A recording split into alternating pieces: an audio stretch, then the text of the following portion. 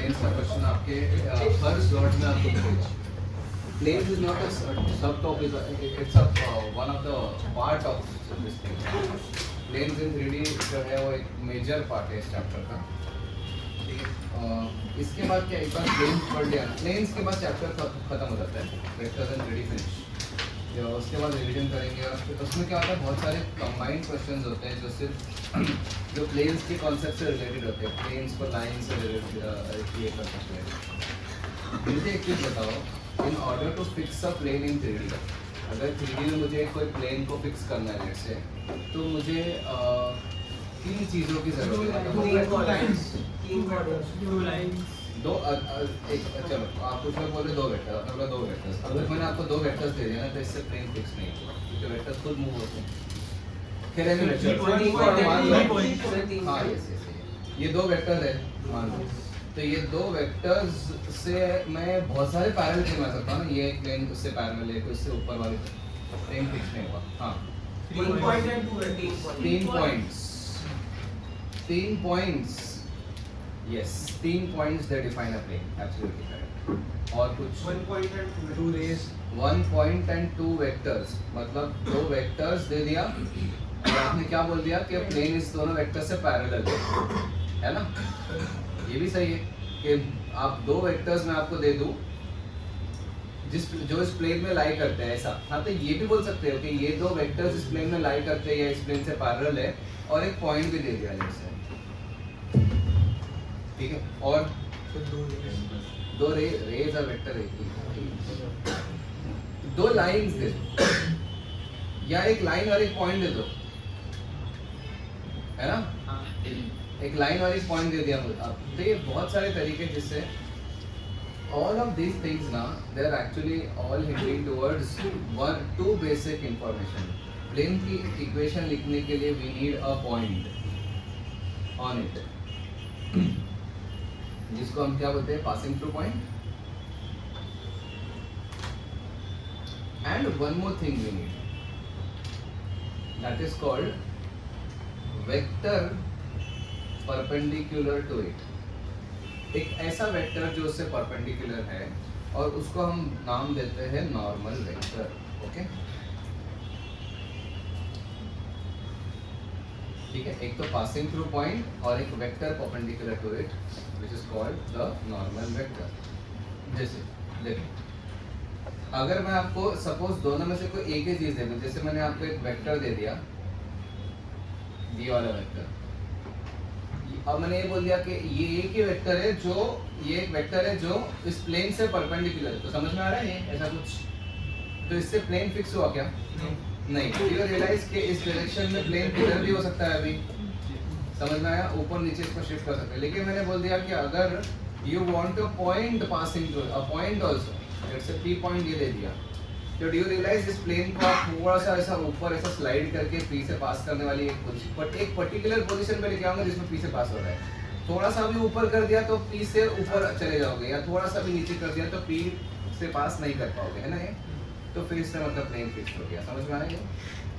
तो these two things are required. तो आपने जितने भी केसेस लिए ना, उसमें ये देखो कि क्या मेरे पास एक पॉइंट है और क्या मेरे पास उस प्लेन का नॉर्मल है। जैसे आपने बताया मुझे ये प्लेन जो 3 पॉइंट से पास हो रहा हो, प्लेन जो इस 3 पॉइंट से पास हो रहा हो, तो इस 3 पॉइंट से मैं इस प्लेन का नॉर्मल लिख सकता हूँ क्या? यस, दो वेक्टर जनरेट करके क्रॉस कर आ गया।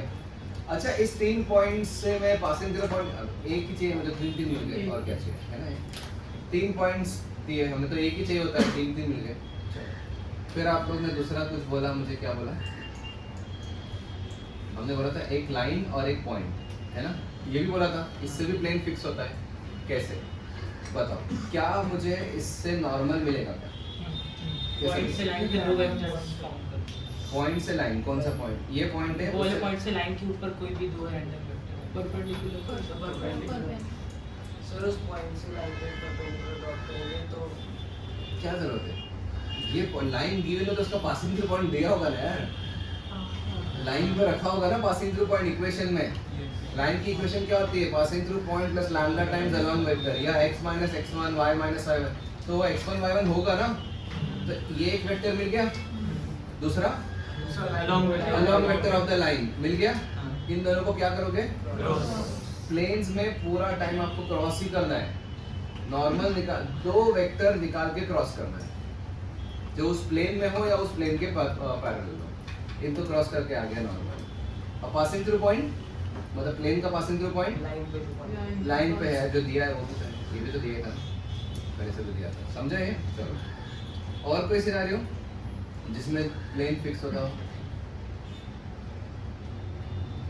और एक और कुछ बोला था, दो लाइंस, ठीक है ना? दो लाइंस तो बहुत ही ऑब्वियस हो गया ना। दो लाइन दोनों के अलोंग वेक्टर को क्रॉस कर दो, और दो लाइन में दो पासिंग थ्रू पॉइंट हो गए, समझे? तो all these things are actually giving you these two things. ये दो चीजें मुझे अगर मिल गई तो मैं प्लेन की इक्वेशन लिख सकता हूँ, है ना? मतलब प्लेन को फिक्स कर सकता हूँ। इसका मतलब मैं उस प्लेन की इक्वेशन भी लिख सकता हूँ। तो चलो, गिवन, अच्छा एक कॉन्सेप्ट, बस इतना एक कॉन्सेप्ट, छोटा सा कॉन्सेप्ट पढ़ा हुआ, उसके बाद आप प्लेन की इक्वेशन लिख सकते हो। प्लेन कॉन्सेप्ट ये है, ये ऑलरेडी बहुत बेसिक चीजें पता ही है आप लोगों को, but still I am writing option. Any vector और line that lies completely in the plane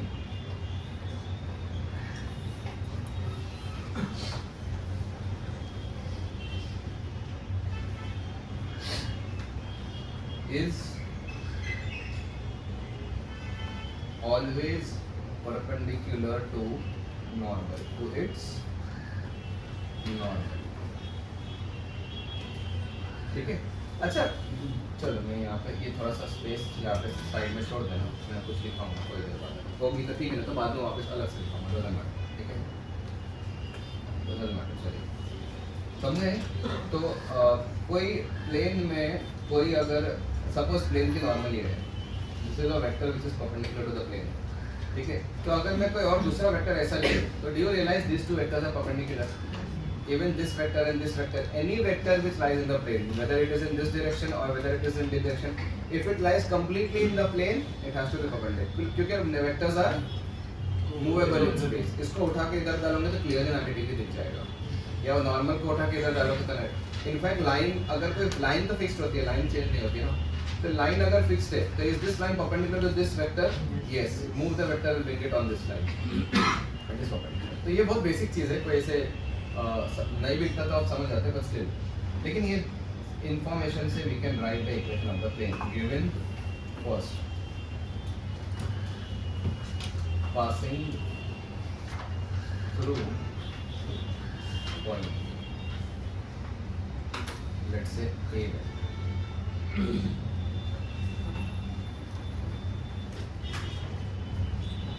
second normal vector. अब हम प्लेन की इक्वेशन लिख रहे हैं किसमें? वेक्टर फॉर्म में लिख रहे हैं, तो उसको बाद में 3D फॉर्म में कन्वर्ट करेगा। मैं प्रूव करूंगा कि लीनियर इक्वेशन ही आ रही है, देखो 3 वेरिएबल में, ठीक है? तो नॉर्मल वेक्टर, और उसको मैं n वेक्टर से डिनोट करूंगा, ठीक है ना? n वेक्टर, ठीक है? तो डायग्राम में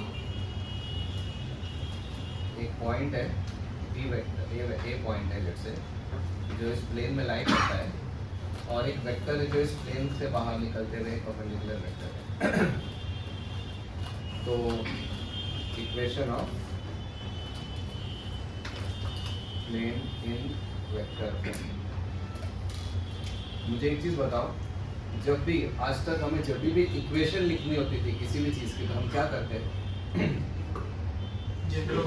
एक जनरल पॉइंट अज्यूम करते हैं उस कर्व पे या व्हाटएवर सरफेस पे, और उस जनरल पॉइंट का दो गिवन इंफॉर्मेशन से रिलेट करते हैं, और जो भी रिलेशन आया उसी को बोलते हैं हम। अब मैं ये चीज़ अगर मैं करूँ और जैसी भी इक्वेशन आई उसको एक्सेप्ट करना पड़ेगा कि वो इक्वेशन ऑफ प्लेन है, ठीक है ना? चलो, तो मैं क्या करता हूँ, एक जनरल पॉइंट लेता हूँ। कौन सा पॉइंट लेता हूँ? आर पॉइंट, जिसका पोजीशन वेक्टर क्या है? आर, ठीक है? तो let R point be any vector in the plane, मतलब जनरल फॉर्म। ठीक है, क्या करोगे बताओ नेक्स्ट, आप लोग ही बताओ। AR वेक्टर, AR वेक्टर तो क्या बोलोगे, is perpendicular to n vector. What is AR vector? R vector minus A vector dot with n vector is equal to 0। That's it, आगे कुछ भी नहीं, बस इतना ही। This is the equation of plane. Because एक जनरल पॉइंट है R, एक नोन पॉइंट है A और एक नॉन नॉर्मल वेक्टर है n। वो तीनों रिलेट हो गए किसी वेक्टर ऑपरेशन से। Which is that operation? Dot product. This has to be the equation of the plane in 3D in vector. जैसे R is equal to A vector plus lambda times B vector किया था। If you keep on changing the values of lambda, you will get different points on the R. Different points R in terms of A and B, and those are the different points on the line. वैसे ही यहाँ पे भी lambda नहीं है इसमें, मतलब इसका एक बहुत बड़ा डिसएडवांटेज है, you can not assume a general point on the plane. क्योंकि लाइन पे जनरल पॉइंट अज्यूम करने के लिए 1D है ना, ये तो हो जाता है।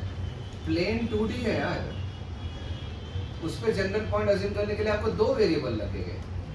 ऑब्वियसली अगर x और y अज्यूम करेंगे तो z आ जाएगा ना x और y के टर्म्स में, लैम्डा 1, ठीक है ना। एनीवेज, तो ये है equation of plane in 3D। Plane की इक्वेशन कैसे लिखते हैं आपको बताता हूँ। जैसे for example find equation of, तो बेसिकली इसको ऐसा याद करो, R vector minus passing through point का position vector the whole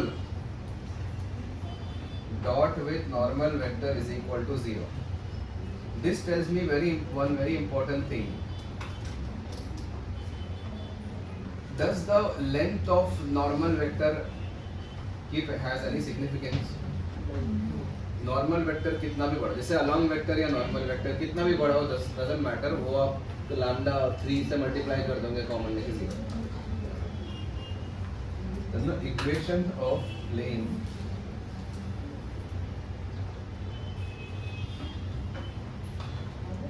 passing through 1, -1, 2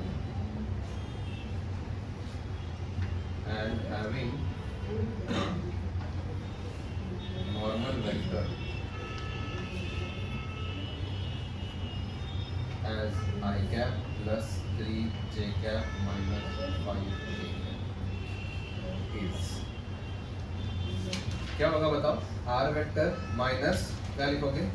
I cap minus j cap plus 2k cap। समझ में आ रहा है? ये इस पूरे का डॉट लेना है, r माइनस a, इस पूरे का डॉट लेना है किससे? I cap plus 3j cap minus 5k cap से, और इसको किससे इक्वेट करना है?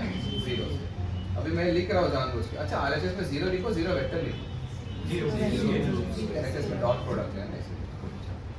ठीक है, अभी मैं ये चाहता हूँ कि एक क्वेश्चन अपन कंप्लीट करते हैं और आंसर देखते हैं, क्योंकि आंसर जैसे दिखा होगा ना, उस फॉर्मेट में आपको प्लेन की इक्वेशन गिवन होगी हमेशा।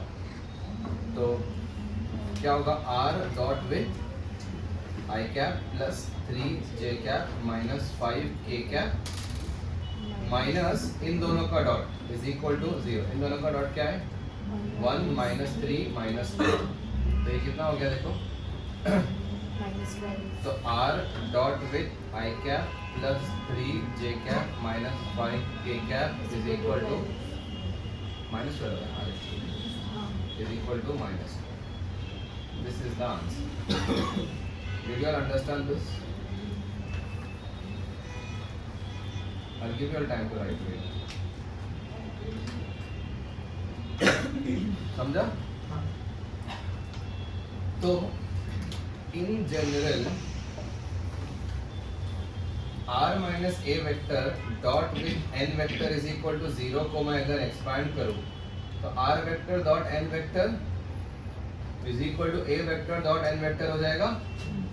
तो R vector dot with n vector is equal to, RHS में a और n दोनों गिवन है ना, k। This is how this is the way look of the plane का equation. This is how plane का इक्वेशन लुक्स. ठीक है, equation of plane मतलब R vector dot with a normal vector is equal to RHS में constant. समझ में आया?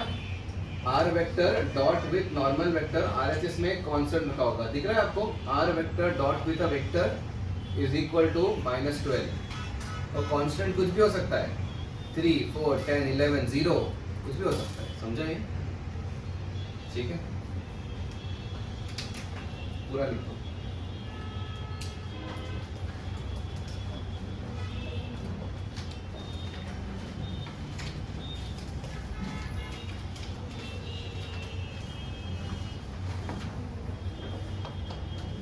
Cartesian form करने के लिए हम आर वेक्टर को लिखेंगे x i cap plus y j cap plus z k cap लिखेंगे. समझे?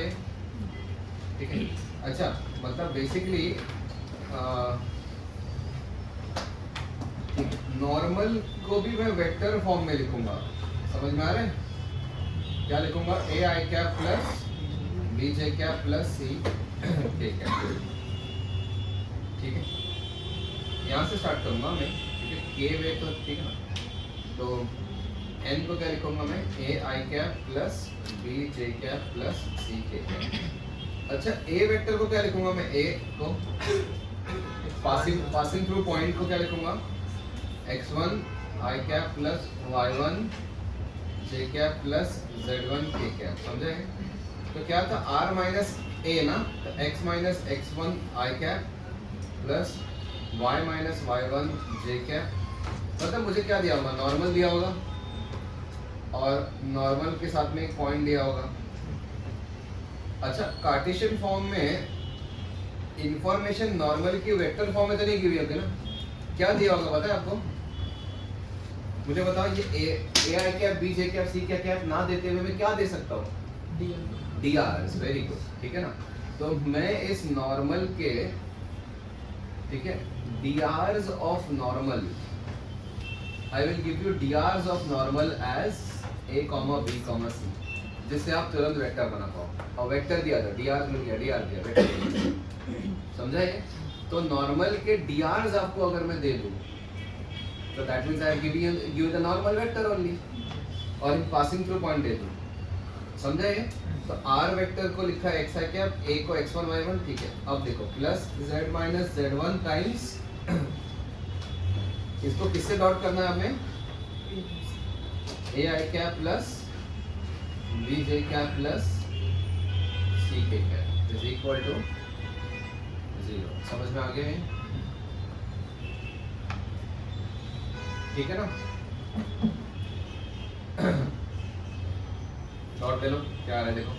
a को 8 के साथ में x माइनस x1 आएगा प्लस b के साथ में y माइनस y1 आएगा प्लस c के साथ में z माइनस z1 आएगा इज इक्वल टू 0. समझे? ठीक है, बता दे. समझ में आ रहा है? तो अगर आपको कोई इन्फॉर्मेशन देनी होगी तो क्या करोगे? x माइनस x1 को a के dr, a वाले a से मल्टीप्लाई करोगे पहले dr से, प्लस y माइनस y1 को b से, प्लस z माइनस z1 को c से मल्टीप्लाई करोगे और ऐड करके 0 से इक्वेट करोगे. समझे? एक्सपांड करो. ax plus by plus cz minus ax1 plus by1 plus cz1 is equal to 0. नहीं हो गया? abc और x1 माइनस z1 तो गिवन था ना, तो मैं इस पूरे टर्म को मैं डी लिख सकता हूँ.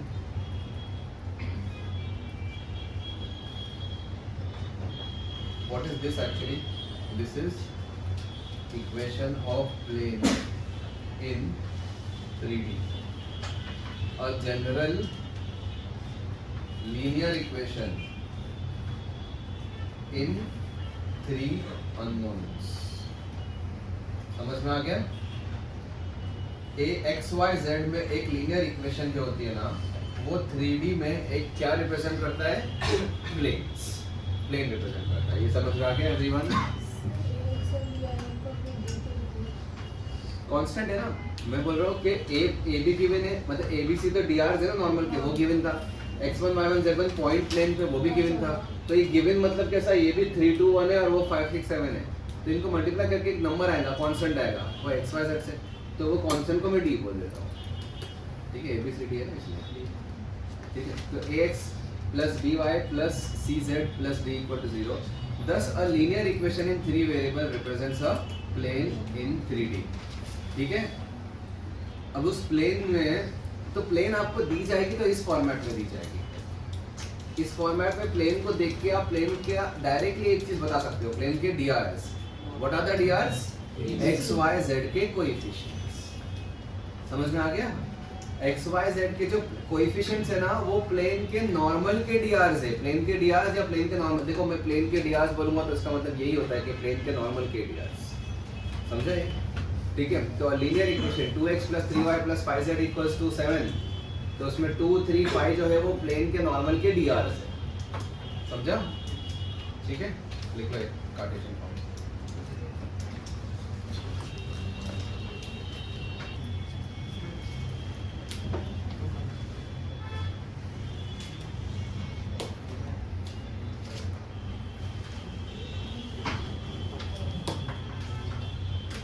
3 पॉइंट से प्लेन की इक्वेशन लिख के बताओ।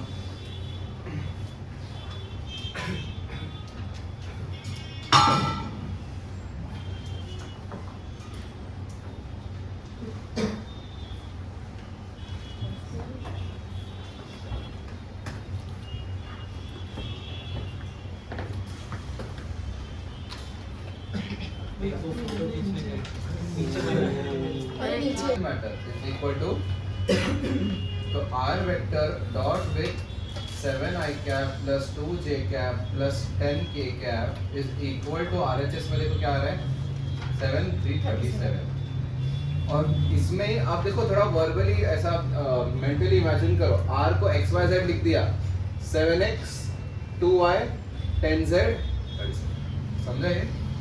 लेकिन फिर भी मैं ऐसा करता हूँ, तो ये क्या है, this is nothing but normal ना, तो इसके कोएफिशिएंट्स क्या हो गए नॉर्मल के drs, तो क्या करना था, x माइनस x1 को किससे मल्टीप्लाई करना था 7 से, प्लस y माइनस 0 को किससे मल्टीप्लाई करना था 2 से, और z माइनस z1 को किससे मल्टीप्लाई करना है 10 से, इज इक्वल टू 0, तो क्या हो जाएगा देखो 7x plus 2y plus 10z minus 37 या इक्वल, समझ में आए?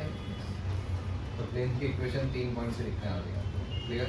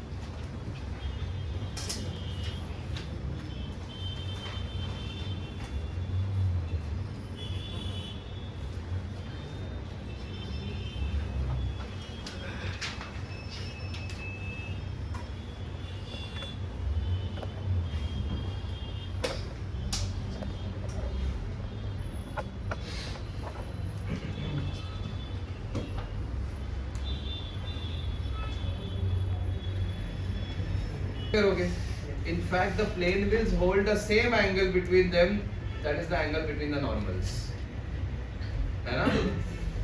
मतलब ये जैसे बुक के पेज को आप थोड़ा सा फोल्ड करोगे तो नॉर्मल भी ऐसा ही उतना ही नीचे जाएगा ना, ऐसे तो एंगल तो सेम ही रहेगा ना, ठीक है? तो चलो पहले equation of plane is perpendicular to both the planes, यानी कि उसके जो नॉर्मल के डीआरस हो गए, सॉरी हाँ, नॉर्मल जो होगा वो यहाँ से आएगा i j k 1 minus 3 to 1 1 1 directly यहाँ से स्टार्ट किया ना क्वेश्चन। इन दोनों के दो गिवन प्लेन्स से नॉर्मल निकाले, उन दोनों को क्रॉस किया क्योंकि दोनों नॉर्मल से परपेंडिकुलर अपना रिक्वायर्ड नॉर्मल होगा।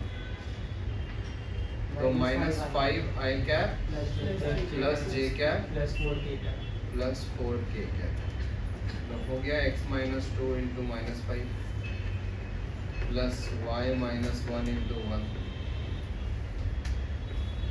प्लस z प्लस 3 इंटू, तो minus 5x plus y plus 4z 10 minus 1 9 plus 21 ना, ठीक है। तो 5x minus y minus 4z is equal to 21 या minus 21 सेम, ठीक है।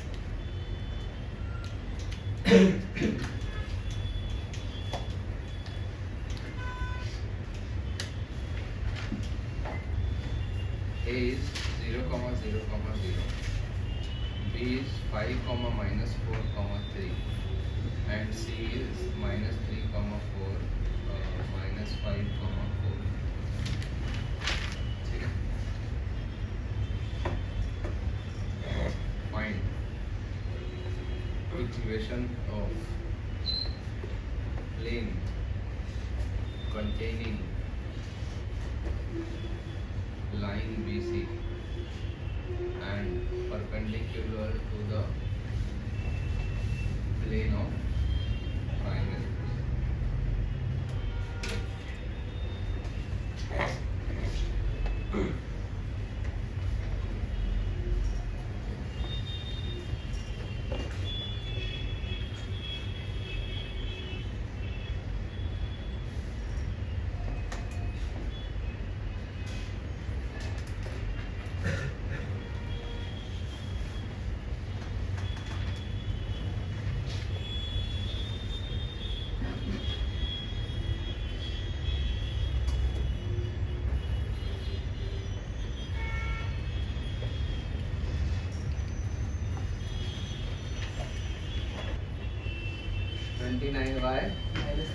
सर ये क्वेश्चन आपने खुद ने बनाया है ना, वाली गंदी आ रही है। इक्वल टू 0 इक्वल्स टू क्योंकि आपने पहली मेथड से करा ना, आने तो ठीक है, एकदम थोड़ा सा होगा।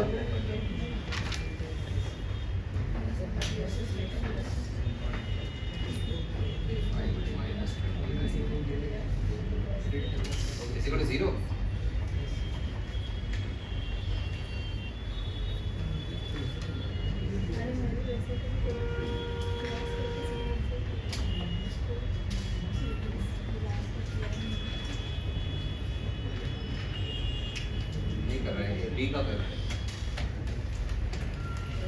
आप लोग ऐसा करते हो, आंसर देते हो, बोलते हैं सर आप चेक करो, खुद भी होना चाहिए कि बी कर रहा है या नहीं, तो आप लोग खुद ही रिजेक्ट कर दोगे।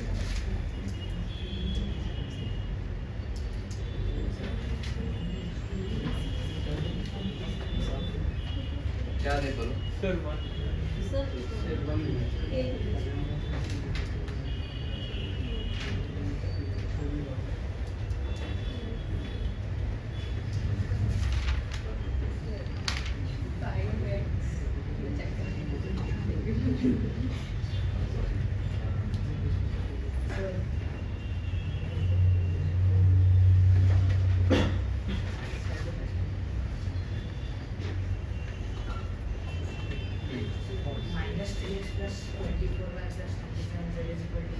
प्लस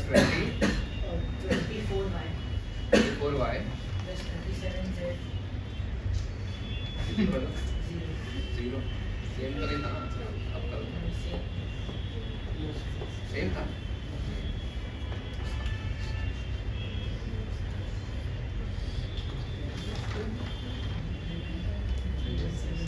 AB एंड AC को क्रॉस किया। AB और AC को क्रॉस किया तो वो तो वेक्टर अलोंग द प्लेन आ जाएगा। हाँ, फिर उसका क्रॉस विद BC, उसका क्रॉस विद BC। तो आप लोगों ने 2 बार क्रॉस किया, ट्रिपल प्रोडक्ट नहीं लगा। अरे यार लेकिन वो शॉर्टकट नहीं है भाई। मेथड नंबर 1 में AB क्रॉस विद AC करोगे ना तो वो तो प्लेन के अंदर एक वेक्टर आ जाएगा ना कहीं पे। AC क्रॉस BA कर सकते हाँ अरे वो उससे एक ही बात। ट्रायंगल में कोई भी दो लोगे उससे ऊपर ही आता है। ठीक है, तो इन दोनों को क्रॉस करोगे तो प्लेन के अंदर, डू यू रियलाइज दिस, और इमेजिन कर पा रहे हो हाँ। कि प्लेन के अंदर एक वेक्टर आ जाएगा और उसको क्रॉस करना है किससे? BC से। तो ये तो स्केलर ट्रिपल प्रोडक्ट, ठीक है ना। तो BC is equal to AB cross with AC, या माइनस साइन लिखो, डजंट मैटर, पहले खुद पहले कर देना, समझा है? हाँ। तो क्या हो जाएगा? BC dot with AB times AC vector minus BC, या IIT में क्वेश्चन आ सकता है exact same dot with AC times AB vector. BC AC, अच्छा AC हाँ minus BC AB times AC AC vector, समझा? ये दो वेक्टर है इसके का, तो BC निकालना पड़ेगा। तो क्या होगा? BC मतलब क्या? -8 comma -1 dot with AC is तो this now -3 -5 4 24 plus 5 plus 4, तो कितना हुआ? 33, सही है क्या है? 33 times AB vector minus BC dot with BC तो निकाल लिया हमने, डॉट इसको इसके साथ डॉट करना है अभी, AB यानी AB मतलब B होगी ना, तो -40 प्लस 4 प्लस 3 -33। ओ ये -33 है, -33 ना, AC वेक्टर बराबर है। ये आ गया नॉर्मल वेक्टर। नॉर्मल वेक्टर में मैग्नीट्यूड का कोई फर्क नहीं पड़ता, तो नॉर्मल वेक्टर को सीधा सीधा आप AB vector plus AC vector लिख दो, यानी नॉर्मल वेक्टर को लिखो I क्या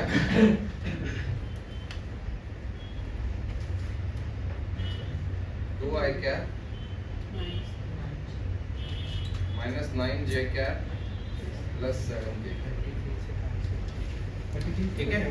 वो हाँ -2 9 और -7 -2 से कट रहा है। 33 हाँ, 33 वही, कटेगा। वही आ रहा है। I am sure about this, वही हाँ, आ रहा है, हाँ, वही आ रहा है। ये आया। हाँ, क्योंकि सेकंड मेथड में आपको समझ जाएगा कि यही आना चाहिए था, ठीक है? तो R और फिर क्या करेंगे?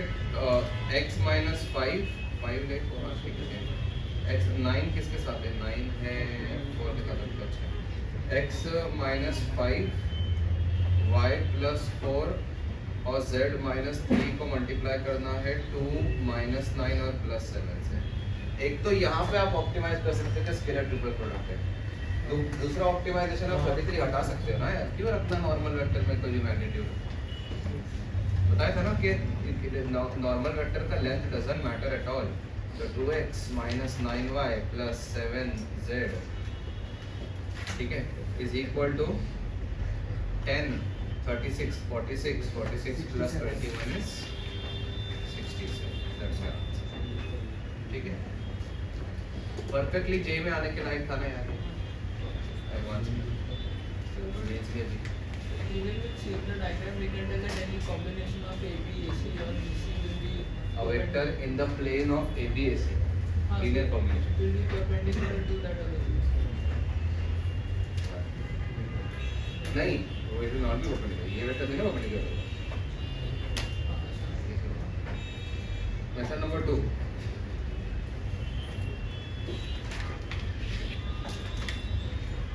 AB का length is equal to AC का length, therefore triangle ABC is isosceles and therefore AM is the altitude.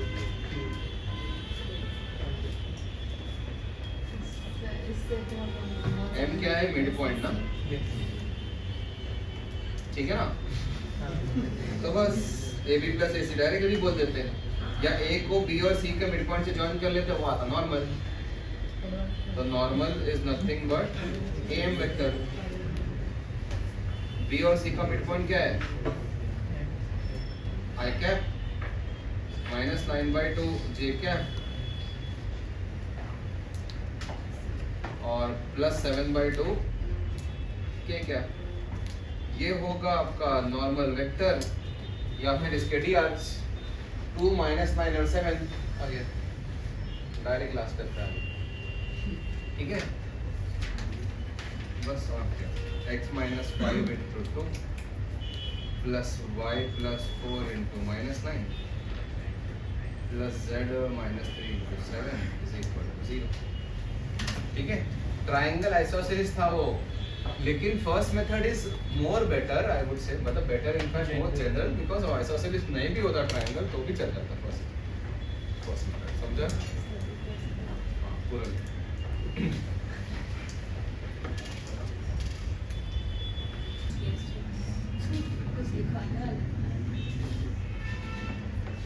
हाँ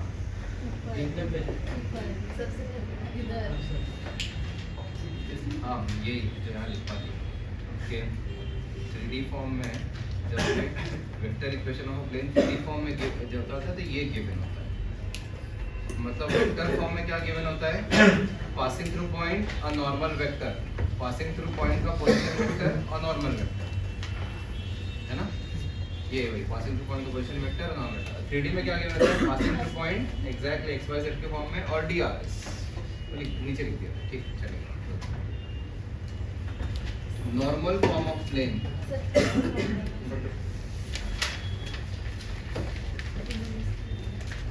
ये थोड़ा सा नॉर्मल फॉर्म से डिस्टेंस बिटवीन पैरेलल और ये सब आ जाएगा।